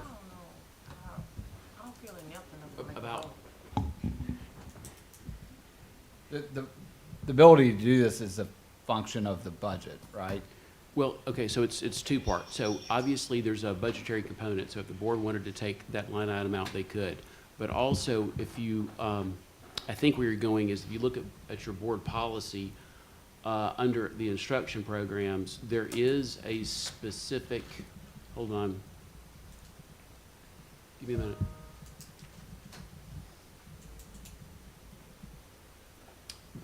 Under, let's see. Yeah, I thought I remembered it. It's 4.700 under testing programs. The board does delegate to the director the responsibility for development of procedures to govern the administration of all system testing programs. And so what the motions is intending to do, as I take it, is to claw back some of that authority. I think what you probably would need to consider here is amending that policy. It's a motion to table the policy. I'm sorry? Motion to table that policy? Well, I think, if I'm understanding your question. Understanding me correctly. Okay, I think, and I hadn't thought about this, but if you're asking, so under existing policy 4.700, the board's delegated to the director of schools the responsibility for the development of procedures to govern the administration of all system testing programs. So to consider that motion, the board would either, would probably need to amend this policy at the appropriate time, or the board could move to suspend this policy. But you do have a policy. In other words, this board has made the managerial decision to delegate this aspect of the system operations to the director of schools. So, thank you. So can I put something out there? Like, before we go to a step like this that is going to strip away something that's been a super valuable tool for us to move forward, let us come back with a proposal to look at what you're suggesting of how might we be able to lower the amount, and let us talk to Case to see if they have some recommendations around what we could do to lower the amount. As we've already said, we've already made the decision in K through 2 to do this, right? So I would ask that you give us a minute to talk with experts and talk with our team to come back with a proposal before we just say, let's completely do away with this. I think the majority of the board has made their positions pretty clear on this. And I think it's within our purview to make this decision. However, as a courtesy, we will extend you the opportunity next board meeting to come with a recommendation that takes into account every single person's opinion you heard on this board as it pertains to this matter. Whether it's through a line item or a vote. Just a comment, Mr. Chair. Wait a second. Yes, sir. So Mr. Daugherty, are you willing to withdraw your motion? Yeah. Okay. And who seconded? Slater. Mr. Slater? Yes. Okay. All right. Now, I'll get to you. No problem. I'll get to you. Ms. Jones? I was just gonna say that I didn't feel versed enough to make a vote, so I was not gonna vote, because I would like to talk to the administrators in District 5 and their staffs to get I wanna be able to speak for District 5, and and my vote would be for District 5. And so so I'm glad it's being tabled, because I would like to speak to the people that work in that district, teach in that district, and administer those buildings before I vote on anything about this, because I would like to know if it's with the benefit or the non-benefit to the students of District 5, because I know that it has been a great benefit for us. We've come off priority list testing. So I don't want to. And then I want to say this, as a kindergarten parent, Ames and MAP have kept my sanity. So they assessed my kid, maybe y'all done had kindergartens, they assessed him when he got there, and then I got another one right after that, and I was able to see where he was versus where he entered in, and it really helped my sanity. I don't want him to always be testing, but it did help my sanity because as a parent, I was, you just want to make sure your kid is somewhere. I'm not saying I want it to always happen, but I do want to say that and he never complained about it, but I don't know how they assess it, how they administer it either. And he's also 5, so he probably don't even know what's happening. But I do want to say that it was beneficial for me and my husband as parents coming into a new space. First, I want to say I really believe that we have a lot of data just within our own district, a lot of testimonials from experts who are teachers in our own system, and from my own experience too. So, we need to listen to teachers when they talk about what's best for them in instruction and in their classroom, and not just what other people tell us what's best. The other question I had is, you can't speak to that if you haven't had, I haven't had those. That's what I'm saying. I can't speak to. I haven't had the same experience, and so that's why I say I want to be able to talk to them. well, I think that's great that you do that. I do. The other question is, when do you have to sign the next contract? The budget would have to be approved before we could sign the Okay, next so contract. not before the summer even, maybe? Okay, I just didn't know if there was a time constraint there. Mr. Grom? I was just quickly looking over some of the reports that have been created by the state beginning in 2015 for probably at least 7 years. And some of these reports include compilations of discipline, school law, and testing fatigue. So I'll get back with the board on what I found out about these reports because they're extensive. So I'll take a look at that if that's okay with everyone else. Okay, Mr. Slater? This might be directed toward Shannon. What does the MAP testing cost us each year? I mean, this is in addition. The state mandated To the tests don't cost the district. So MAP is state mandated, so is Ames Web. Okay, so we pay nothing for that, right? Okay. Mr. King? So first, I'm going to ask Shannon a question. And for those that don't know, we were fortunate to steal Shannon from the Southeast State Department of Education District. So great to have you. What does Iowa do? Do you know what their test? I don't know, but I'm going to guess the Iowa Test of Basic Skills. Okay. Is that right? And the ACT. That is exactly right. Oh, okay. They write the ACT in Des Moines, Iowa. So that is, but again, that state does not have an end of course test. They use the ACT as their end of course test. But I just wanted to bring that out. I didn't know if you were aware of that. But so my suggestion is that we don't know where this is going to go, but besides CASE, please start researching expertise testing companies that do 2 tests and also 1 test. And, that would give us some information that we could help on. Thank you. Ms. Black, I see a hand. Yes, sir. My request is before we come back to the next meeting, I would like to see the data of where our kids were on TCAP prior to instating benchmarks and where they are now. But also, I agree with Mr. Keene. I would like to see some options of twice a year or once a year. I know that once a year might not allow our teachers to make up what they need to make up. I like the idea of twice a year instead of 3 times a year, but those are my 2 requests. Thank you. Okay. Dr. Robertson, thank you, Dr. Stewart, for your willingness to look at this. Dr. Robertson, you and I had this conversation today. I mean, I hear it all the time. Too much testing. But you guys are the experts, or Case is the experts. Certainly not me. But we do hear that all the time. So thank you for hearing us and your willingness to take a look at that. Okay, no other lights? We're ready to go to C, which is exceptional ed. Staffing model. Okay, I think I already made some points earlier.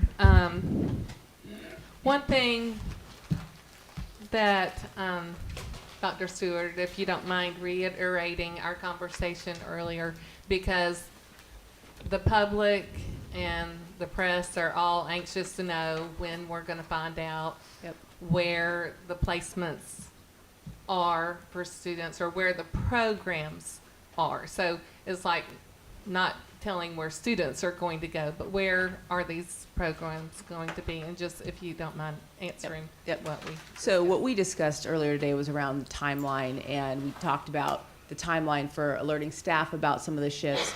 After spring break is when we're starting to meet with families one-on-one, and as you've heard many times tonight, it is an IEP decision. So we have where we believe that the programs are going to go and be able to have those conversations, but we want to be able to talk to our parents. Because what I said earlier today is that sometimes if we were just publishing where all of the programs were, sometimes parents they're in a school that has an IDS and a DCC, and the DCC is going away, and they don't know if the current program will still serve their kids. There's just a lot to know about the distinctions between the programs. So we want to have those conversations around an IEP table, talking to parents so that they have all the information that they need as we think about the best place for their kids. Thank you, please, for asking that. Mr. Doherty? Gary can go, actually. Mr. King? Yes, Dr. Brown. So, as we look at these exceptional ed positions and stuff, this would all fall under internal transfers. So, would they all be filled by the April 15th cut date? Thanks for that question, sir. You know, board policy states we try to place teachers, every effort by our certified teachers by April the 1st. But we're not going to meet that deadline. That's always a goal because we got to first figure out, take care of our kids, right? The IEP meetings must occur. I will attempt to move the teachers and transfer the teachers that I know about now. And I would just say that with full transparency, we're talking today 4 to 5 teachers. And so there's a good chance that that's going to occur. The other thing I would say is, and I was saying this earlier, is that we have to be very mindful that next week could be a different story because someone might decide to go ahead and retire, someone might decide to resign, and that becomes another vacancy. And I'll give you an example. So one of the schools right now that is losing a chair or a seat, after spring break, if someone's decided to leave that school, they're probably going to stay there. So it's hard to say. It's a moving target, but definitely before the end of school, everyone's placed. We also, through our procedures that I shared with Ms. Haddon, by June the 15th, and we always share this with our teachers, by June the 15th, they'll for sure know exactly where their location is going to be for the next year. So April 1st is board policy. We always strive, but June the 15th is definitely the deadline.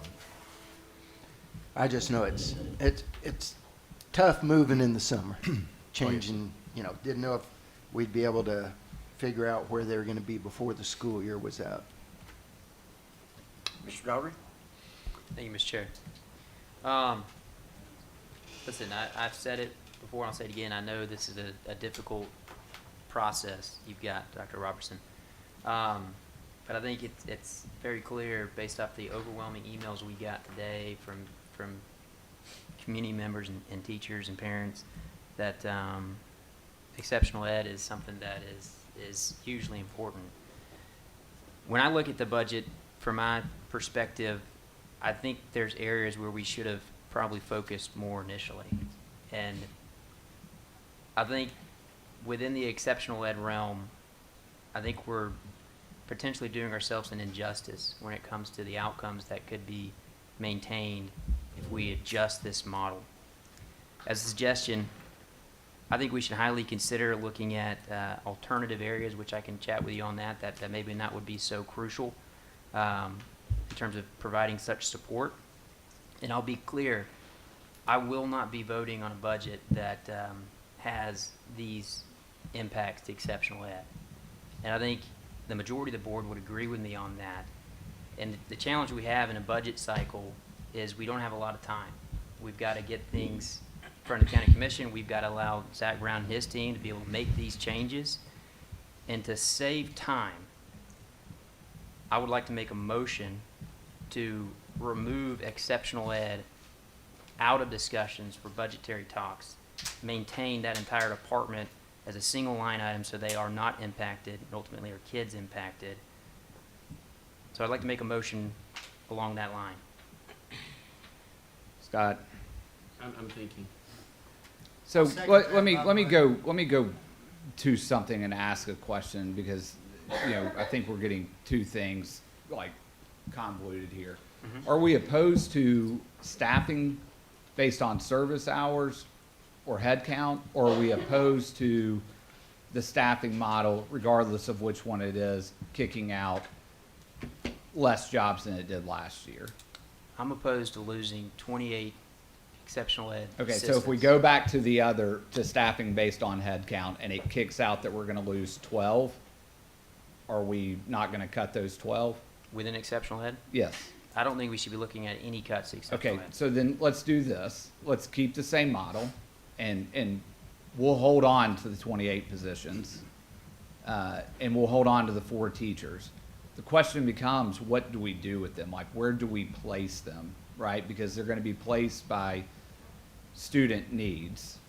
So we're gonna have to work through where we end up placing those teachers and those 28 staff. Now, when we don't fill them, it still sits on our budget line, right? So when we're trying to balance the budget, we're gonna have, say that we're able to recruit 20 of those 28, we're gonna have 8 positions that are still filling up space on our budget. So we're willing to do that. I mean, that's something that we can do. I appreciate your willingness, Dr. Robertson.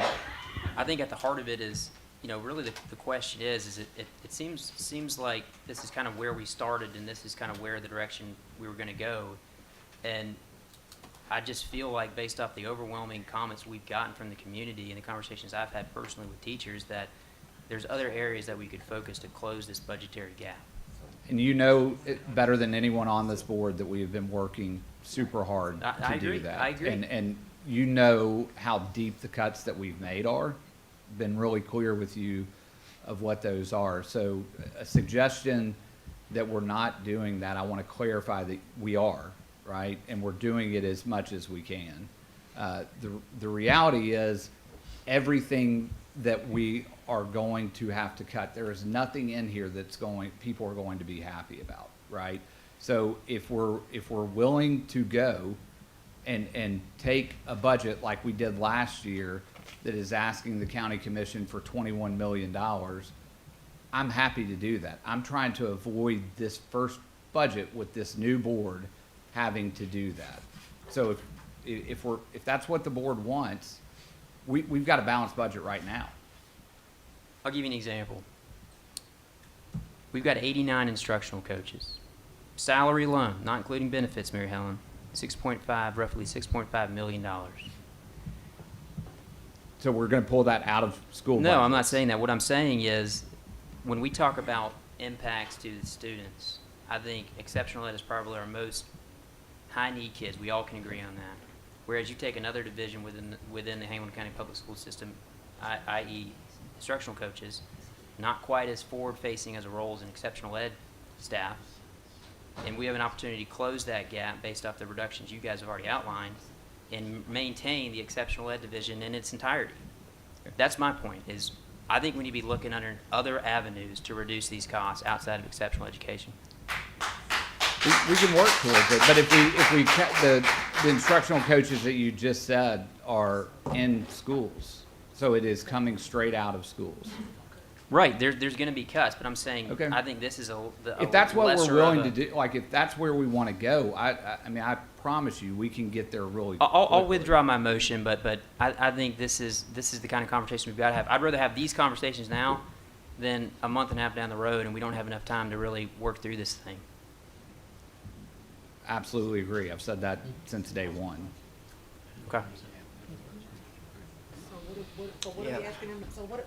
Yeah. So what are we asking them this to is- look at and cut? I think this is part of, and let's put this publicly, what we've said all along, our priority is not to impact schools, to try to keep these cuts as far away from schools. But if that's on the table, if we're willing to look at that, we need to hear that publicly from the board. If we're willing to close this budget by impacting school staffing, we can do that.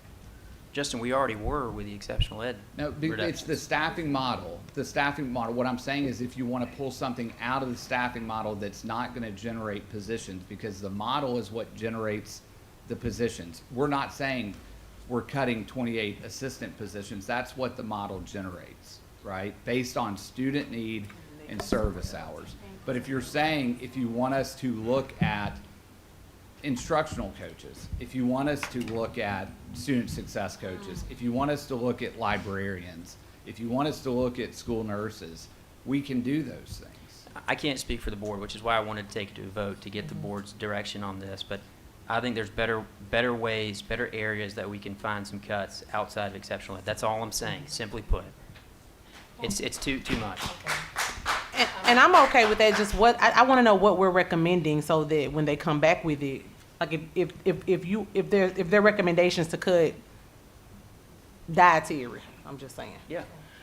I want to know that too, because what if I don't, like, what if I want to come back with a motion to say, I don't think we could, you know, which I wouldn't do that, but I'm just saying, like, what happens when we do that and then we get another group, like, I think, and I hear everything. I'm just saying, I want to know so that, just like I'm considering the ex-ed need, I want to be able to consider whatever else may be brought forth, because then I'm able to speak to my constituents and the people that are going to contact me and say, hey, these are the variety of things we're looking at, not just this. You know, be able to speak to that, because you're right, you can't speak for me, but I would like to know. Things. Okay. It sounds like we need to have a finance committee meeting right away. We've got one on the Sounds like. 10th.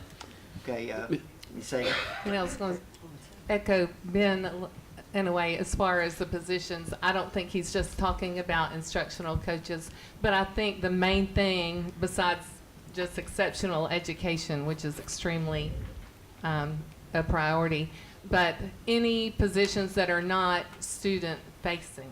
You know, we want to keep all the teachers in the classroom, all the ones who work with students on a daily basis, have classes, and as I've said before, let principals have discretionary as far as which others that could help. We could eliminate certain positions or just say, okay, let the principal decide which and not mandate every position. We're happy to do that. We remind the board, 75% of our budget is people, and 92% of those people are in schools. Okay.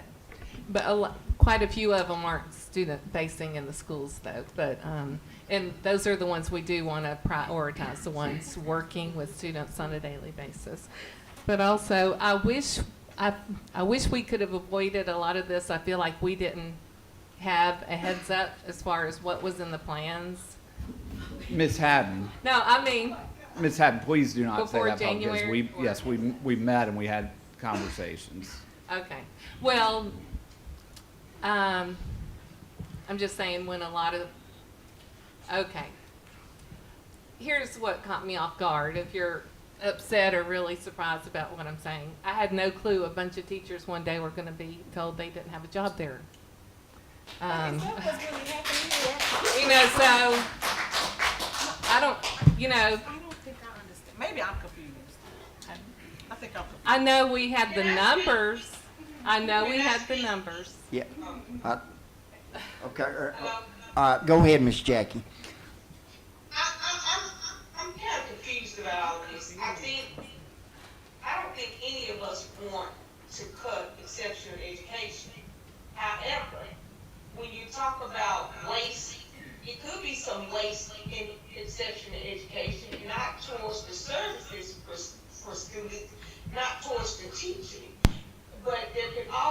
some waste somewhere else that we can look at.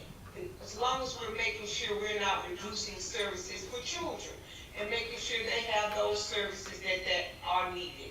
I think all of us agree to that.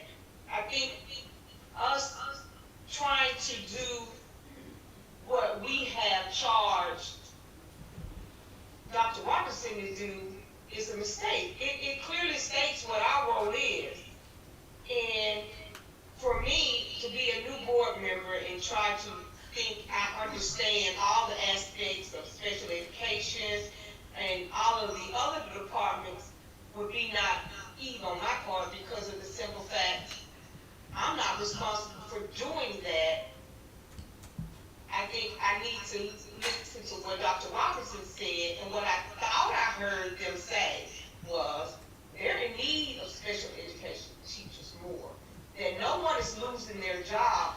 But what I also heard some board members say, you're worried about somebody driving 10 miles outside of where they live versus having a job. And for me, they need to have a job versus worrying about if they got to drive 10 miles outside their neighborhood. And because I didn't hear that these people were losing their jobs. And to suggest that no one in special ed loses their jobs and someone from the other departments lose theirs, to me is ridiculous too, because I think all of the staff is just as important as the other staff. But the most important is that the services that our children need are being given to them. And I just think we kind of getting off task as I'm listening, and maybe I missed something because it's been going in and out, but it's so confusing to me that we're trying to do everything in haste. And I don't want to do anything in haste when it comes to making decisions about the services that children that we all are supposed to be on this board concerned about, that we're making these haste decisions, not to test, and I hear over testing as well. But I just think we need to not do it in haste. And that's all I'm saying. Okay, thank you, Ms. Jackie. Okay, Mr. Slater? Okay, if I understand this right, Ben's motion was to, He withdrew that motion. oh, okay, well, I seconded it, so I guess I'll withdraw that, but it was to I just, think, yeah, but Mr. Chairman, I was trying to get some clarity on that. Okay. Thank you. Okay. but it was to not touch exceptional ed's budget. Was that right, Ben? Correct. Mr. Chairman, can I, Jump in. just to add some, I guess, context and clarity to respective roles. So obviously, if the board has a financial priority to invest in a particular line item or a particular program or whatever else, and we're dealing with a zero-sum game, that means money's got to come out of the budget somewhere else. It's a zero-sum game. Or you've got to get more funding. That's the first point to make. The second point to make is that Dr. Robertson's administration has a funding model that, as I understand it, has 28 fewer educational assistants. And his question that he asked a minute ago is something that the board needs to think about. The board approves the budget, but the administration staffs the positions. And so, you know, to his point, if the new staffing model leaves these folks without a place to go, well, I say folks, they haven't been hired yet because they're vacant positions. If the board funds the positions and they're sitting there, but the administration doesn't have a place to put them, that is a practical reality. Now, those positions would exist as placeholders should the administration decide to do something down the road with either hiring the EAs or maybe doing a budget amendment to do something else. But I make the point, it remains a zero-sum game. If those positions are there in the budget, to his point, there has to be an adjustment somewhere else. And that's intuitively obvious, but I felt that needed to be said. Makes sense. For me, that's. Do what?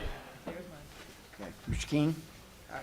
So I'm going to reiterate what Jackie said and give some perspective from an educator's point of view, Felice. So you were an educator. I was an educator for 40 years. My first year I taught at Eastridge Junior High. I was then told I was not going to have a job because they were going from a junior high to a middle school, but they weren't going to bring sixth grade up to the middle school. So I had to find another position because I was 712 certified. So I ended up out at Birchwood, which was a wonderful experience. But 2 years into Birchwood, the county commission and the board decided, oh, we're going to close Birchwood down. So now I was told again I needed to find a job, because at that time tenure had a much greater weight than it does now. And so ended up finding a job. But to go back to it, these people are not looking for jobs. They have jobs. That's the main thing. And I don't know how many times, especially younger teachers, when there were cuts, you know, we're fortunate that in the last time there was a huge number of cuts, I really can't remember it. I was, maybe it was 2010, 2011, and we had to cut a huge number of teaching positions. We have not had to do that, but we have to move people around at times. It's not pleasant, but at least there's a job waiting for them. That's my comment. Mr. Chair, I want to just, again, put this out there. As we consider all these decisions, we have to be able to send a model to the state that does not differentiate, meaning we can't just say we're going to take one of these 28 assistants and send it over here because that's what we want to do. Our model has to make sense of how we staff schools. School A to school B to school C, all the way down the line. So again, we're not just out here making things up, throwing positions. Like, the model has to go to the state and it has to be approved by them to be logical. Ms. Hagan? Okay, final thing. What hits close to home to me and that I did not understand in our budget meetings about staffing is that so many would be relocating away from the home zone school or the school in my district that I represent. And that's what I did not understand. Yeah, and that's not happening. That is an IEP team decision, and we've been clear about that from the beginning. Right. So, IEP team decision. I guess the part I don't understand is why, 7 employees in that one department are, going to have to relocate, and it just seems like it was working well before, and that's where I'm coming from. Ms. Schaefer? What I'm hearing, Dr. Robertson, is it may not just be the switch of how you're allocating, but it's the movement. I think it's the structure that's causing a lot of heartburn. I know for me legally, that's what's causing me heartburn. Well, and that's why getting clarity of, if y'all want us to do head count, we'll go back and we'll look at head count, right? If you want us to do service hours, we'll go back and look at service hours. But because our projections are going down and based on numbers, I can assure you, either way we look at it, there's going to be a loss of positions no matter which way we're using it, right? So what Ms. Haddon's talking about is the SOAR program's taken out of Ooltewah, right? It's being moved under the structure to another school. That's what's giving the heartburn, okay? They just don't want that. So I think if you could present us a staffing model and budget without that movement, maybe we could come to an agreement.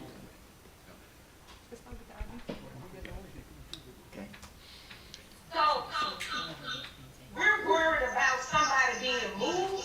What about the services for the children? It is frustrating, and I'm sorry if I sound frustrated because I am. Because we're sitting here talking about teachers moving to another school versus assuring that those services are going to be in that school that the special ed student needs. I'm confused, or maybe I'm missing something. Am I missing something, police, or Jody, am I missing something? Jackie, it's the concern of moving the student from their zone school where the parent could not consent. So if you move a SOAR class and a child is currently in that SOAR class in their zone school, technically that parent may say, I don't want that. I don't want to move my kid out of their zone school. Well, then where are we in the budget for actually providing those services in that zone school? We've budgeted for that school, that class, to be in another school. So that's a budgetary problem, but it's also a continuity of placement problem of a child's been in a school around a surrounding, they have a special needs, they're now comfortable in the surrounding. That's where the heartburn for the parents are from, and even the teachers, is that continuity of placement of don't move my child's class to another area. It's not so much about the teachers moving, it's the students. I was just thinking you all were worried about a teacher who was at a Uwa school that may have to move to an East Branch, another school. That's where it's confusing, when you're talking about a child being moved because of the services from that school being moved. That's correct. Okay. But a lot of those teachers have built relationships with those students. So it's the students. And then if the students are in that zone school, you know, they would still need teachers there as well. I do want to interject if I can. I know that the hour is late, but I think it's important for the board and the public to understand that this model doesn't automatically presume that an individual child is going to be moved. I want to be clear on that.